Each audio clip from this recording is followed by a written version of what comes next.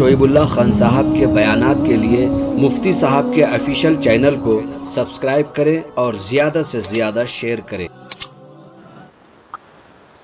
ایک سوال یہ آیا ہے کہ مجلس کے اثرات 10-15 دن رہتے ہیں، پھر ذکر وغیرہ میں کمزوری آ جاتی ہے، اس کے لیے کیا کریں؟ اگر اثرات پھر بھی برقرار رکھنا چاہتا ہو تو اس کا طریقہ یہ ہے کہ اپنے معمولات کو برقرار رکھے، ذکر کو برقرار رکھے۔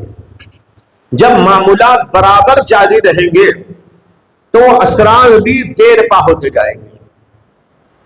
اس لیے مجلس کے اثرات برقرار رکھنا ہو تو معمولات کو برابر جاری رکھیے، اس میں کوئی کمی نہ کیجیے، یہاں تک کہ اگر دل نہ چاہے کوئی مضائقہ نہیں۔ دل کے چاہنے نہ چاہنے پر مدار نہیں ہے، عمل کرنے پر مدار ہے۔ بلکہ میں کہتا ہوں کہ اگر دل نہ چاہنے کے باوجود کوئی اپنے معمول کو پورا کرتا ہے اس کو زیادہ ثواب ملے گا۔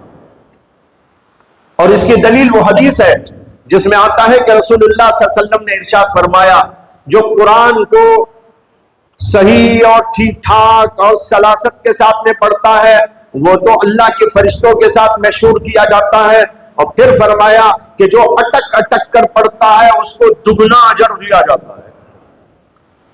یہ کیوں بھائی اٹک اٹک کر پڑھنے والے کو دگنا ثواب؟ اس لیے ثواب ہے کہ محنت زیادہ ہے اس میں، اٹک رہا ہے پھر بھی پڑھ رہا ہے، اٹک رہا ہے پھر بھی پڑھ رہا ہے، زبان پہ نہیں چڑھ رہا ہے پھر بھی پڑھ رہا ہے، محنت کر رہا ہے، دگنا اجر ہے۔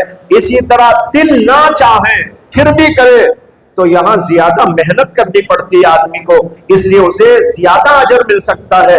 اس لیے آپ اپنے معمولات کو برابر جاری رکھیے۔ عام طور پر لوگوں نے معمولات کو چھوڑ رکھا ہے، ذکر چھوڑ دیتے ہیں، فکر چھوڑ دیتے ہیں۔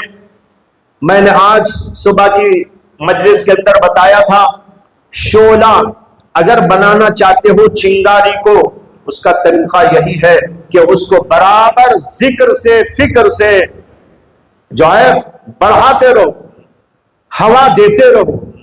جب اس کو بڑھانے کی فکر ہوا دے دے کر ذکر کر کر کے ہوتی رہے گی تو وہ تو شعلہ بن جائے گا۔ تو جب شعلہ بن جائے گا تو کمی کہاں ہوگی اور زیادہ بڑھ جائے گا۔